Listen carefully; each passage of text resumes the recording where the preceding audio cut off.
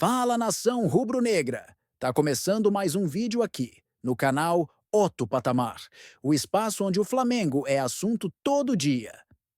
Então já fortalece com aquele apoio de sempre. Se inscreve no canal, ativa o sininho das notificações, deixa o like, comenta aí embaixo e compartilha com os amigos que vivem o Mengão intensamente. No vídeo de hoje, o assunto é quente. Jorginho e mais dois nomes na mira. O Flamengo já começa a se movimentar no mercado pensando no Super Mundial e no restante da temporada. Será que vem reforço de peso por aí? Fica ligado que a resenha tá boa. Vambora pro vídeo! Vamos falar mais do lado vencedor agora?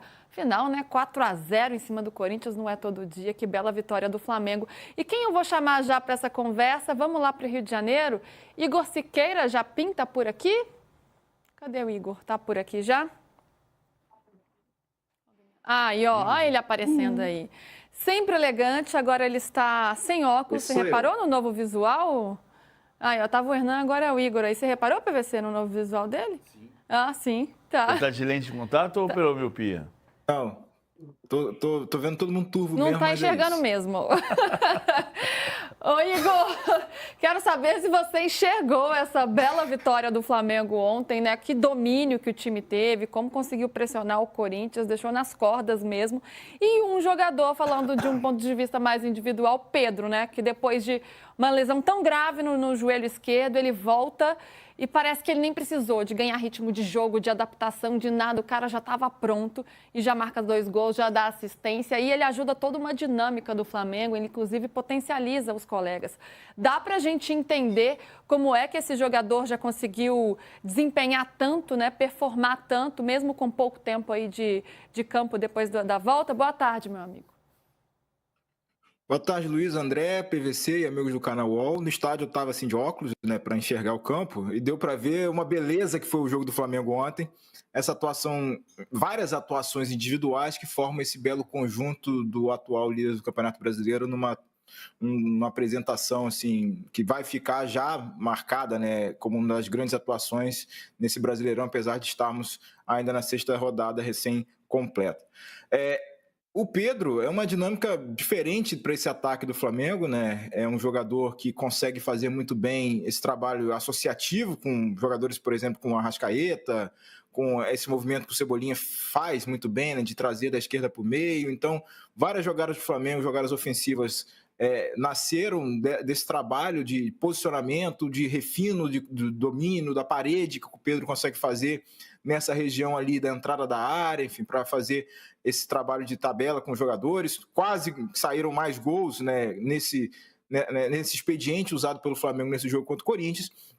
Eu acho que foi uma grande notícia para o Flamengo a forma com a qual o Pedro voltou a jogar, né? Se a gente for olhar para os números mais frios dele, já nesse Brasileirão, ele fez os 2 gols contra o Juventude, depois fez esses 2 gols ontem contra o Corinthians, então já está duelando com a Arrascaeta ali para ser o artilheiro do Flamengo do campeonato, né? No Brasileirão, o Arrascaeta ainda leva vantagem, até porque fez mais jogos, enfim, decidiu jogos anteriormente, mas é mais um elemento que retorna e impressiona, inclusive o Filipe Luís, né, pela forma com a qual voltou, né, fisicamente, com o seu refino de toque de bola, a parte técnica do Pedro também muito bem apurada. Então, acho que é a grande notícia para o Flamengo na perspectiva nessa perna aí que antecede ao Mundial de Clubes, né, nessa tentativa de arrancada que o clube tenta fazer e aplicar nesse Brasileirão, para, de fato, se consolidar como candidato ao título desse ano, em vez de preterir o Brasileirão em favor de outras competições. Então,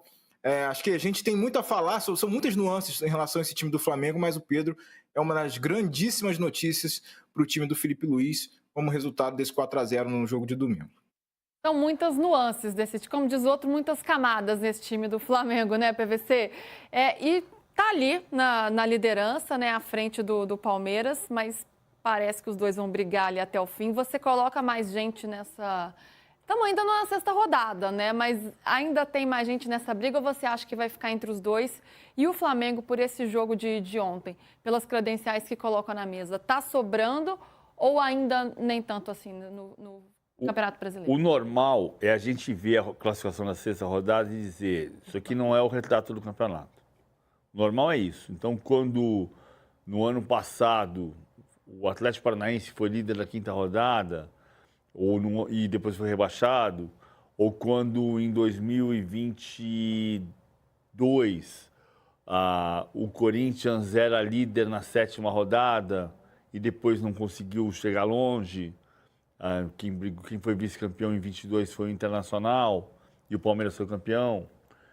Então, o normal não é você pegar a 6ª rodada e dizer isso aqui é o retrato do campeonato. Tem exceções. Por exemplo, 2003, primeiro campeonato de pontos corridos, na 6ª rodada o Cruzeiro era líder e você olhava para o Cruzeiro e falava, vai ser campeão. Vai ser campeão, tem dúvida que vai ser campeão. E o Internacional estava em segundo e você sabia que ele ia disputar ali as partes de cima da tabela e acabou brigando para classificar para a Libertadores.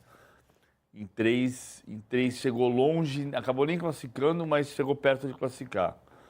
Hoje, a impressão continuam com a mesma impressão. Flamengo, Palmeiras e o Internacional vai subir. Acho que é por aqui.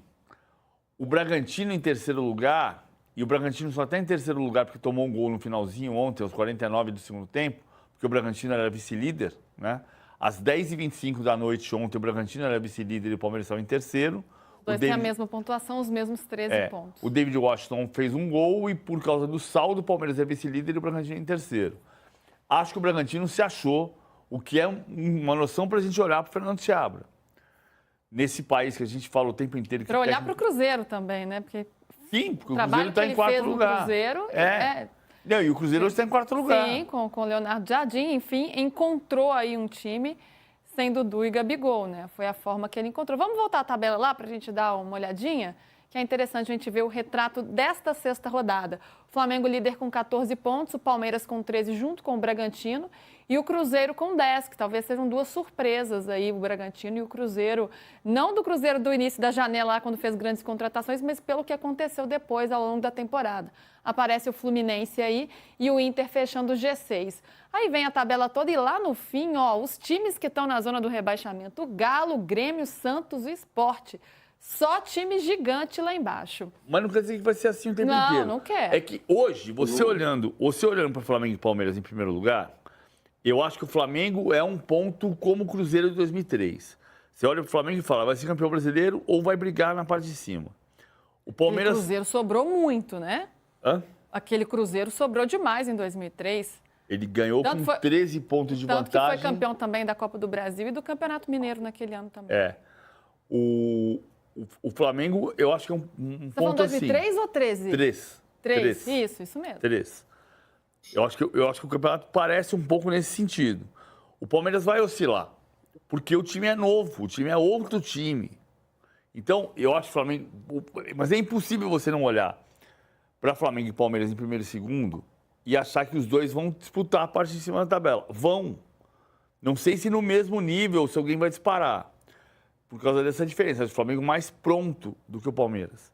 Acho que é esse o cenário nesse momento. Hernan chamou.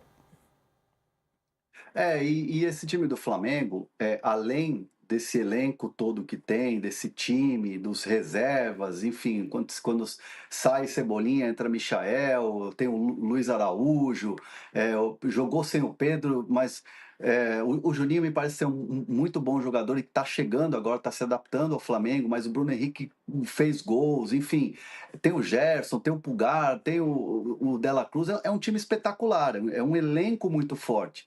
E o Flamengo vai ao mercado na próxima janela, vai se reforçar, não só pensando no Mundial, mas também pensando no restante dessa temporada e desse calendário cheio. Porque o Felipe Luiz, nas conversas, nas reuniões que ele tem com a diretoria, enfim, com o Boto, a gestão do Flamengo, é de que, assim, o calendário é longo e você tem muitas lesões, você tem cartão, você tem, enfim...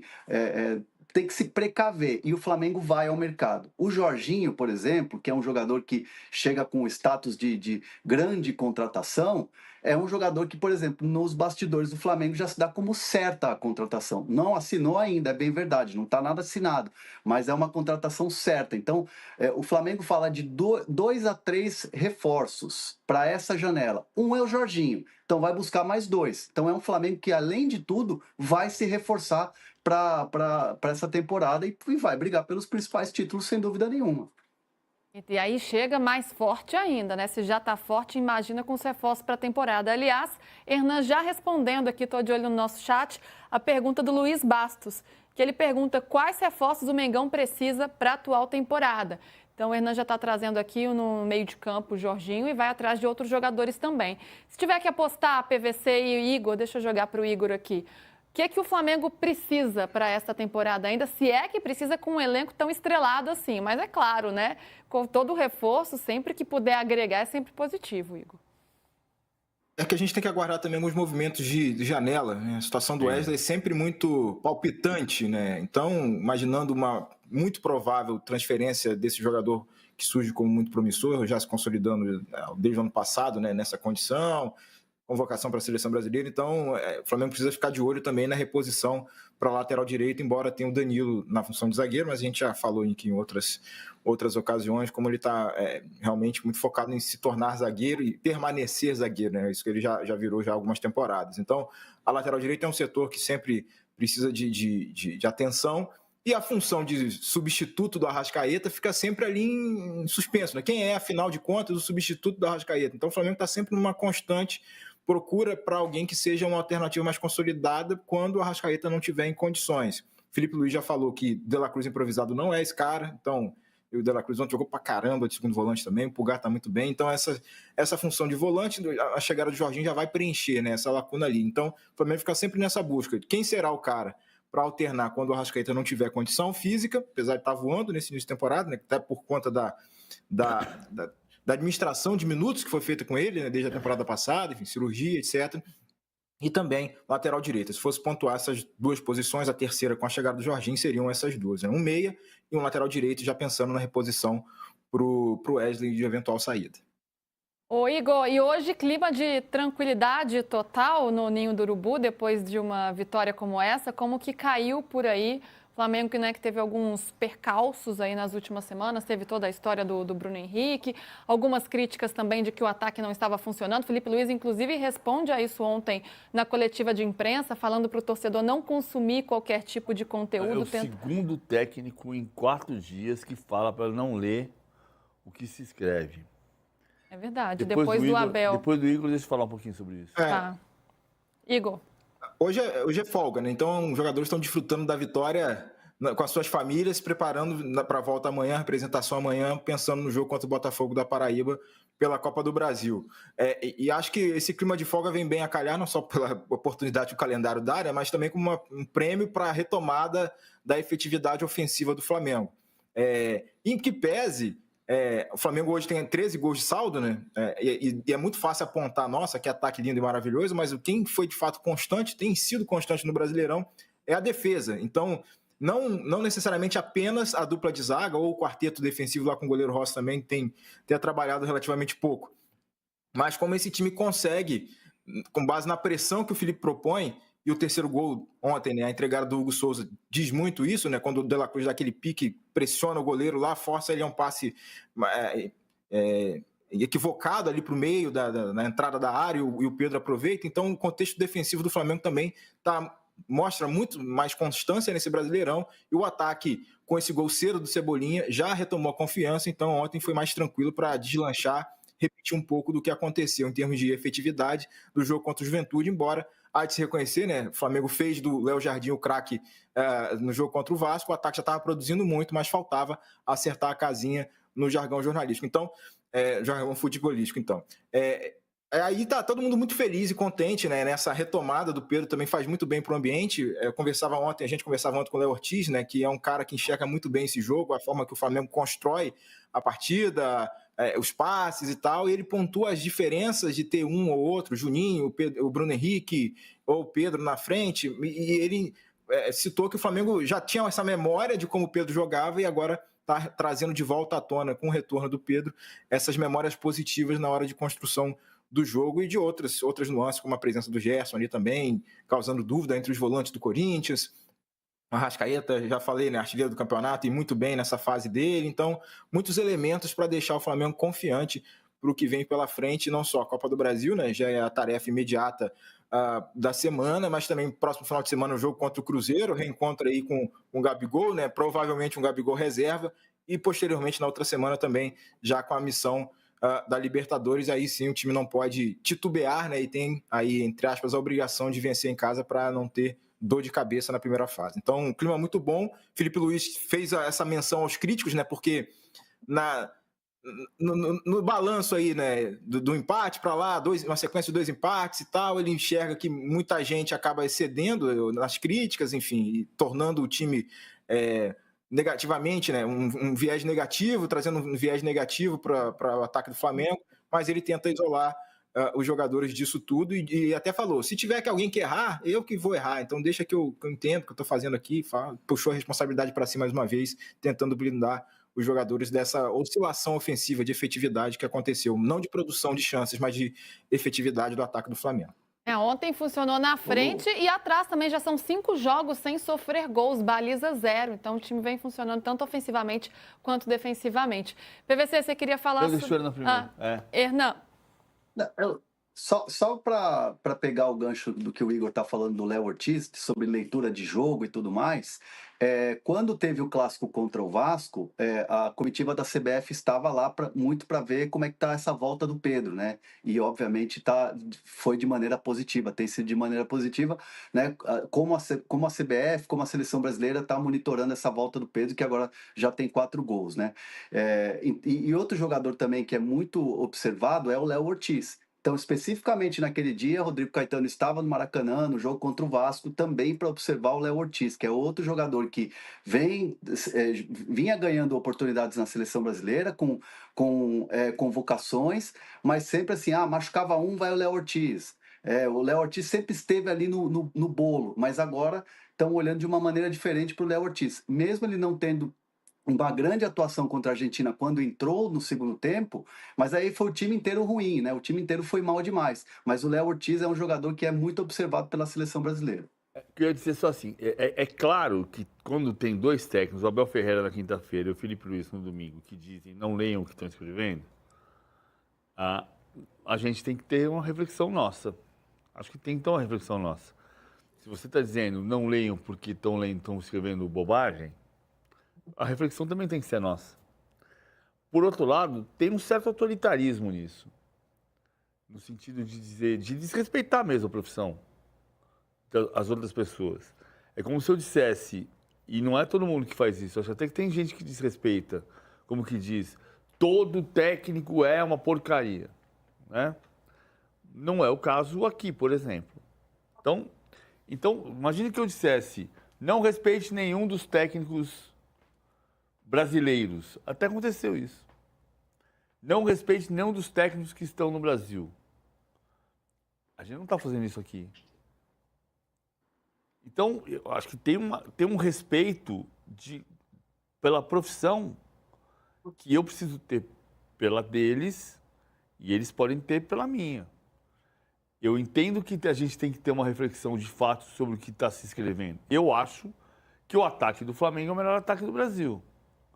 Por outro lado, entendo que o Flamengo marcou 2/3 dos seus gols em 1/3 dos seus jogos. Dos 15 gols, 10, 2/3, foram em 1/3, 2 dos 6 jogos. Nos outros jogos não foi esse mesmo volume. Mas eu acho que o ataque do Flamengo é o melhor ataque do Brasil. E acho que o Felipe Luiz está certo na observação que ele está fazendo. Mas isso não significa que você tenha que dizer não leiam o que estão escrevendo. Até porque ler o que se está escrevendo é base da democracia. Eu acho que tem aí vários pontos, PVC, que se a gente for falar sobre isso, a gente vai se alongar aqui até. Tem uma questão de respeito ao trabalho da imprensa, e a imprensa tem todo o direito, né, de criticar o que merece ser criticado e de elogiar o que tem que ser elogiado também, de fazer as suas análises. E tem também um movimento de rede social que às vezes é muito tóxico também, de críticas que são muito pesadas. E a gente tem visto, né, como os personagens do futebol estão sofrendo as consequências disso. O próprio Tite, quando ele... O Cássio ontem. Sim, o Tite, quando ele não aceita o Corinthians por uma questão de saúde mental. O Cássio, ontem, o desabafo que ele faz, ele chorando no fim do jogo, chama muita atenção, ele dizendo, né, o ser humano está ficando doente. Então, acho que tem várias questões aí. Eu concordo, mas então vamos falar especificamente sobre isto. Quando a gente quer falar sobre alguma coisa, a gente dá nome e sobrenome. O Felipe Luiz é um técnico extremamente promissor. O Abel Ferreira é um técnico que se consagrou no futebol brasileiro. Eu estou dando nome e sobrenome, não precisa usar sujeito indeterminado. Você não precisa falar, não leiam o que estão escrevendo. Estão quem, cara pálida? Estão, é sujeito oculto. O PVC. Diga. Acho que eu entendo o que você está falando, mas acho que a leitura que eu faço dessa fala do Felipe Luiz não é nem no geral. Eu acho que assim, ele cita canais de YouTube, rede social, Twitter, né? Ele fala especificamente Twitter. Então, assim, o que se refere ao Felipe Luiz é aquela coisa daquele viés do torcedor. Porque hoje em dia a gente tem o cara que cobre, que é torcedor e que às vezes ele desabafa mesmo. O time perde, ninguém presta, aquela coisa toda. Quando ganha, é todo mundo maravilhoso. Então, o alerta do Felipe Luiz, para mim, me pareceu não ser geral da imprensa como um todo. Acho que ele não generalizou. Eu acho que ele foi específico daquela situação que você acaba o jogo, vai lá e lê comentário. Lê comentário de Twitter, lê comentário de Instagram, que às vezes é muito tóxico e é muito ruim. Então eu entendo que o Felipe Luiz tenha dado esse alerta para os jogadores de não consumir esse tipo de comentário em derrota ou quando ganha, que é tudo maravilhoso, que é mais ou menos o que o Abel quis dizer na semana passada. Não concordo com a forma que o Abel falou na semana passada, mas eu entendo o conteúdo. E acho que o Felipe Luiz cabe a mesma reflexão. Mas eu entendo que não é generalizado, não é para nós, por exemplo, não é para nós do de primeira. Pelo menos eu entendi assim. Eu percebo, eu não percebi dessa maneira que você falou do Felipe Luiz. Pode ser um erro meu, o Abel eu vi inteiramente, o Abel falou, não leiam o que estão escrevendo. Os mesmos que estão nos elogiando agora são os mesmos que nos esculhambaram no passado recente. Então, assim, tá todo mundo no meu bolso. Porque é importante pelo seguinte, acho não, existe uma falência do jornalismo profissional. Existe uma falência do jornalismo profissional. O que eu sou? Eu sou jornalista profissional. O jornalismo profissional está falindo, está ruindo. Está evidente no rosto de todo mundo. Mas o jornalismo profissional, a imprensa profissional, é base da democracia.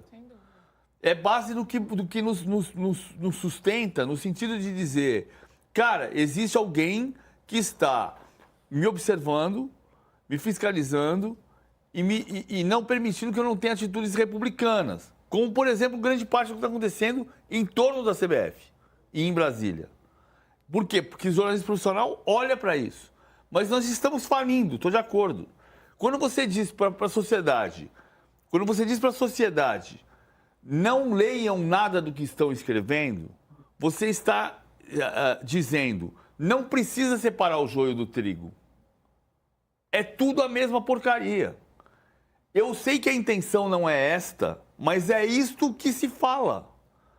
E mesmo que você não queira dizer isto, é isto que se ouve. Então é muito perigoso. Por isso que eu estou falando sobre duas declarações dos dois técnicos, do primeiro e do segundo colocados do Campeonato Brasileiro, dos dois times mais poderosos do Brasil, que estão, neste momento, falando, não leiam o que estão escrevendo. E não é isto que está a favor da sociedade.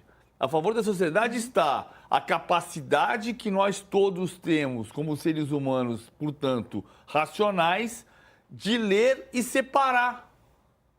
E dizer, isto me serve e isto não me serve. O Flamengo é o pior ataque do Brasil? Não. O Flamengo é o melhor ataque do Brasil. E é óbvio que o Flamengo é o melhor ataque do Brasil. Isso significa que vai fazer gol todo jogo? Como disse o Felipe Luiz ontem, com absoluta razão? Não, não é verdade. O Barcelona não faz gol todo jogo, o Paris Saint-Germain não faz gol todo jogo e estão nas semifinais da Champions League. Acho que é uma reflexão profunda e vale para todo mundo, né? Que também tem jornalistas que são éticos, claro, jornalistas que não são éticos, né? Claro, como o trabalho da imprensa também é extremamente relevante, também tem um jornalista que influencia, né, o torcedor e que não faz um trabalho ético, então, enfim. É uma reflexão profunda para todo mundo, para todos os personagens envolvidos no futebol, sejam eles treinadores, jogadores, como, claro, a gente da imprensa também. Na moral, o Flamengo já começa a se movimentar de olho no Super Mundial de Clubes. Grande novidade no calendário de 2025. A diretoria, liderada por BAP, ao lado de José Boto e do técnico Felipe Luiz, definiu os primeiros passos do planejamento para reforçar o elenco rubro-negro, com contratações pontuais e possíveis saídas. O principal alvo segue sendo o volante Jorginho, que está em fim de contrato com o Arsenal e pode chegar sem custos. O ítalo-brasileiro é visto como peça fundamental para dar mais qualidade e experiência ao meio de campo do Mengão. Mas não para por aí. Segundo o jornalista Vene Casagrande, o clube também está de olho em mais 2 reforços.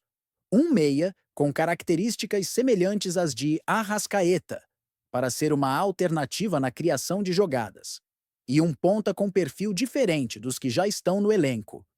Apesar de Felipe Luiz já contar com boas opções ofensivas, a avaliação interna é de que o time ainda precisa de mais profundidade no setor. A ideia é chegar forte na próxima janela de transferências e preparar o elenco para os desafios do segundo semestre, com foco total no Mundial. Até agora, os nomes dos alvos ainda são mantidos sob sigilo. José Boto adota uma postura cautelosa nas negociações, tanto para chegadas quanto para eventuais saídas. O Flamengo não pretende liberar ninguém do time titular neste momento. A prioridade é manter o elenco forte e competitivo. Fique ligado, torcedor! O rubro-negro promete agitar o mercado nas próximas semanas. E o Outro Patamar vai trazer tudo em primeira mão para você.